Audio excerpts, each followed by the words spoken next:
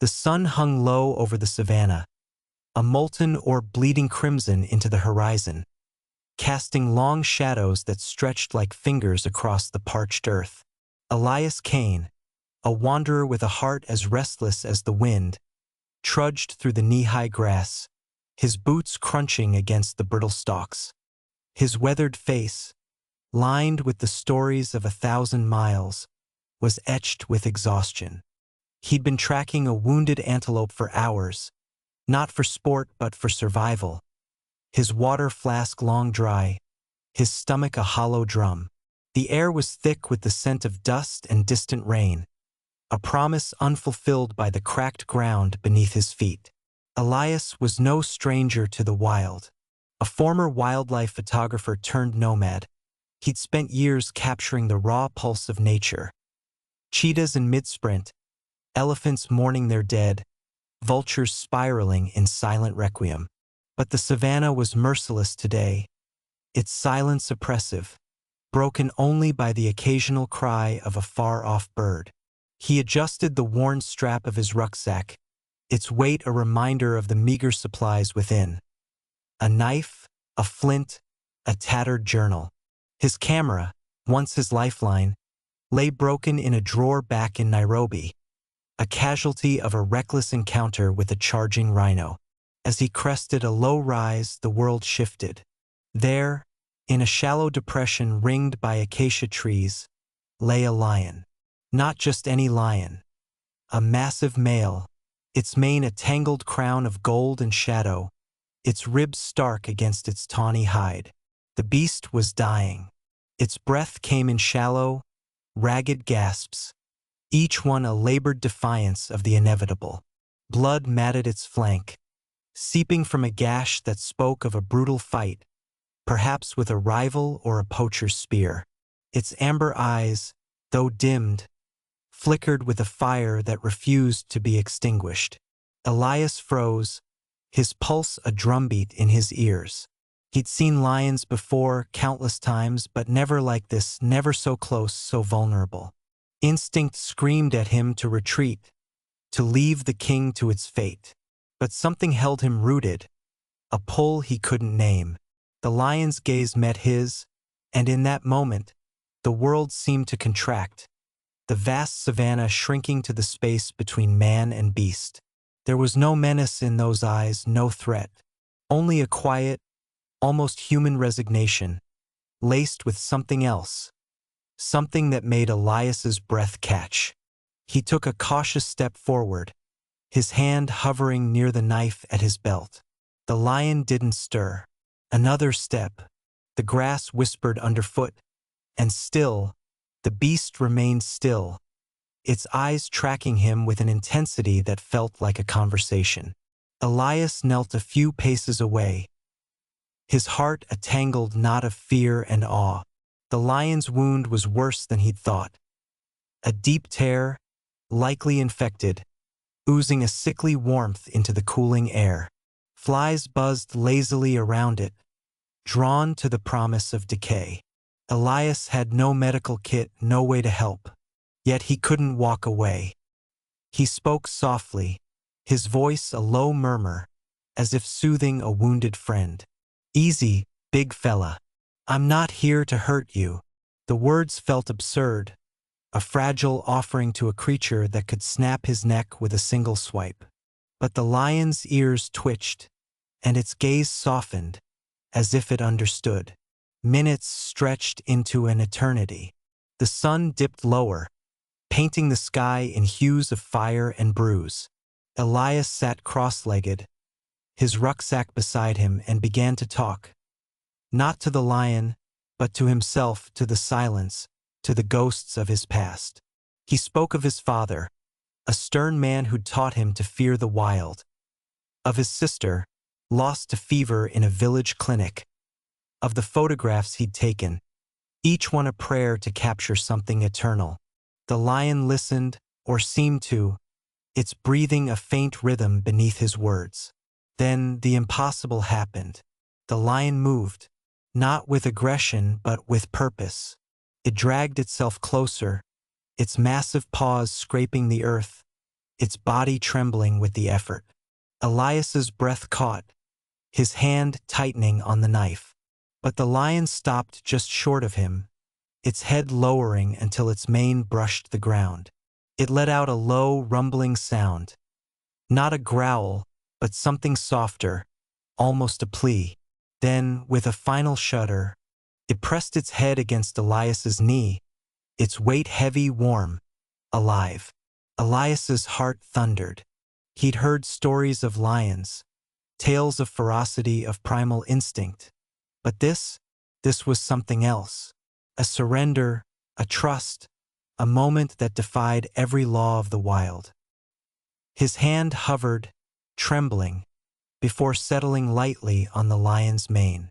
The coarse fur was warm under his fingers, and for a moment, man and beast were bound by something ancient, unspoken.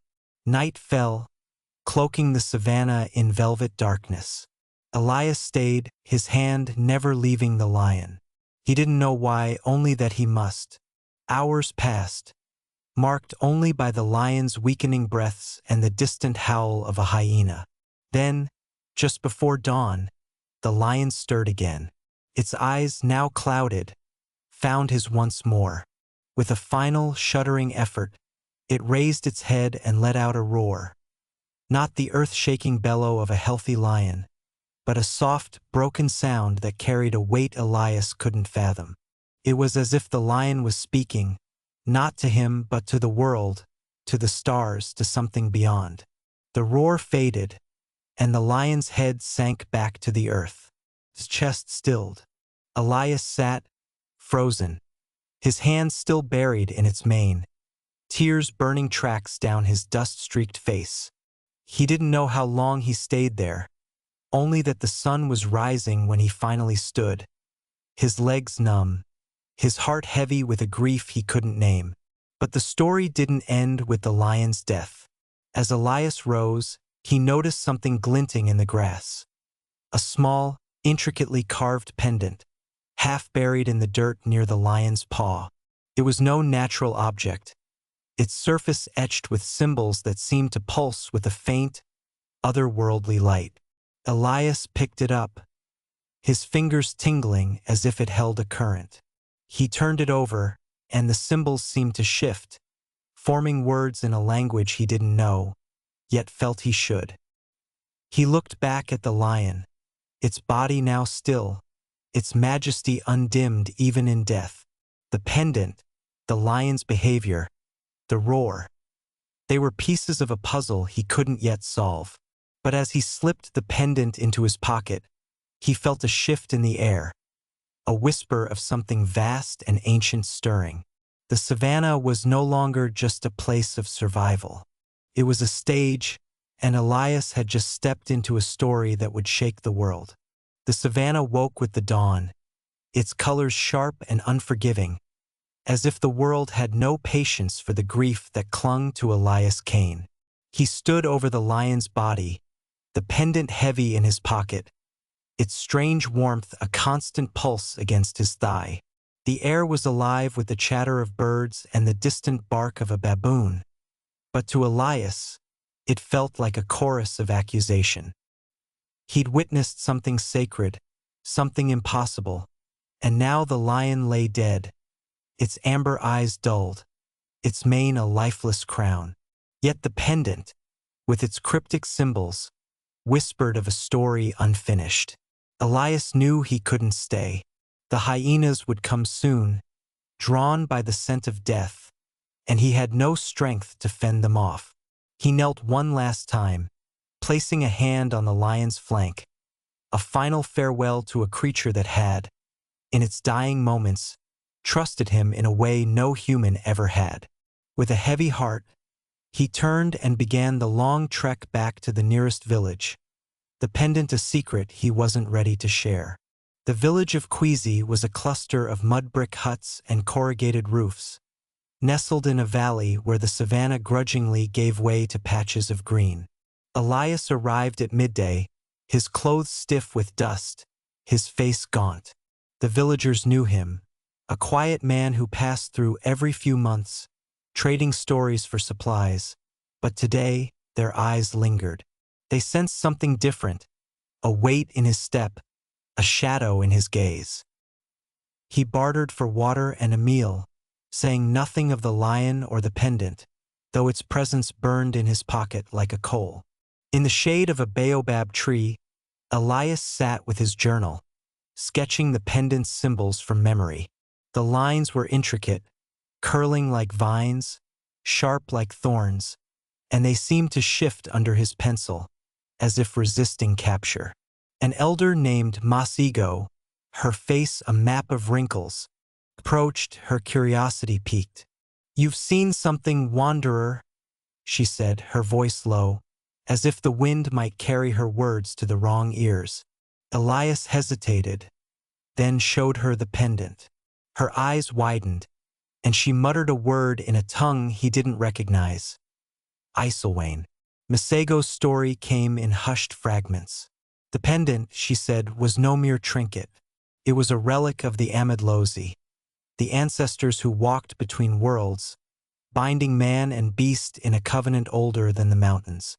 The lion, she claimed, was no ordinary creature but a guardian, chosen to carry a message.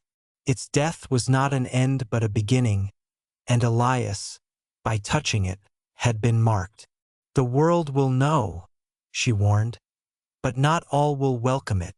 Elias didn't believe in spirits or ancient pacts, but Masego's words stirred something in him, a memory of the lion's eyes, of that final roar. He thanked her and left, the pendant now a burden he couldn't ignore. Days later, in Nairobi, he sought out a linguist, a wiry man named Dr. Okoye, whose cluttered office smelled of old books and coffee. Okoye studied the pendant under a magnifying glass, his fingers trembling.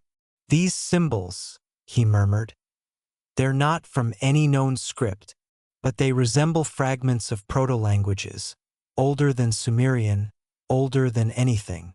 He traced a symbol that looked like a claw. "This one means guardian. This one, sacrifice." Okoye's excitement was contagious, but it came with a warning. "If this is real, Elias, it's dangerous. People kill for relics like this, governments, collectors, fanatics." Elias nodded, his mind racing.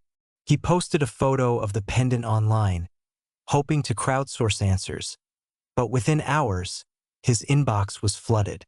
Scientists, mystics, conspiracy theorists, all wanted a piece of the mystery. A grainy video surfaced on X, claiming a lion's roar had been heard across 3 continents on the night of the encounter, a phenomenon no one could explain. News outlets picked up the story, dubbing it the Lion's Lament, and Elias's name began to spread. But fame brought shadows. In a dimly lit bar, a stranger approached, a woman with sharp eyes and a scar across her cheek. She called herself Zara and claimed to represent a group that protected ancient relics. "The pendant isn't yours to keep," she said, her voice cold. "It's a key, and you've already turned it." She spoke of a hidden order, of guardians like the lion, of a world on the brink of awakening. Elias laughed it off, but that night, his hotel room was ransacked, his journal stolen. Only the pendant, tucked inside his shirt, remained safe. The chase began. Elias fled Nairobi, moving from city to city, the pendant a magnet for trouble. In Addis Ababa, he narrowly escaped a car that tried to run him down. In Cairo, a man with a knife cornered him in an alley, whispering, "Give it up, or the lion's sacrifice is for nothing." Each encounter deepened the mystery. The pendant's symbols began to glow faintly at night, and in his dreams, Elias saw the lion. Not dead, but alive, its roar shaking the earth, its eyes pleading for him to act. In a desperate bid for answers, Elias returned to the savannah, to the spot where the lion had died. The body was gone, scavenged, but the ground still held the faint imprint of its form. He knelt, clutching the pendant, and whispered, "What do you want from me?" The air grew heavy, the sky darkening as if in answer. Then, from the horizon, a sound, a roar, deep and resonant. Not one voice but many, rising like a tide. The ground trembled, and the pendant burned in his hand, its symbols blazing. Elias staggered back as shapes emerged from the grass. Not lions, but figures human and animal, shimmering like mirages. They spoke in a chorus of voices, their words a blend of every language and none. The covenant is broken. The guardians fade. You are the bridge. The vision vanished, leaving Elias alone, the pendant now cool, its glow faded. But he understood. The lion's trust, its final roar, the pendant, they were a call to action, a plea to restore a balance he barely grasped. The world was watching now. Scientists studied the pendant's material, unidentifiable by any known standard. Spiritual leaders called it a sign of apocalypse or salvation. Governments demanded Elias turn it over, but he refused. In a live broadcast from the savannah, streamed to millions, he held up the pendant and told the story of the lion, not as a spectacle but as a truth. "This isn't about power," he said, his voice steady despite the chaos. "It's about trust. A lion trusted me. Now I trust you." The broadcast cut off abruptly, hijacked by an unknown signal. A single image flashed across screens worldwide. The lion, alive, its eyes blazing, its roar echoing in every language. Panic and wonder swept the globe. Riots broke out in cities, while others knelt in prayer. Elias vanished into the savannah, the pendant still with him, its purpose unclear but its weight undeniable. Somewhere, in the heart of the wild, a new roar rose, and the world held its breath, waiting for what came next.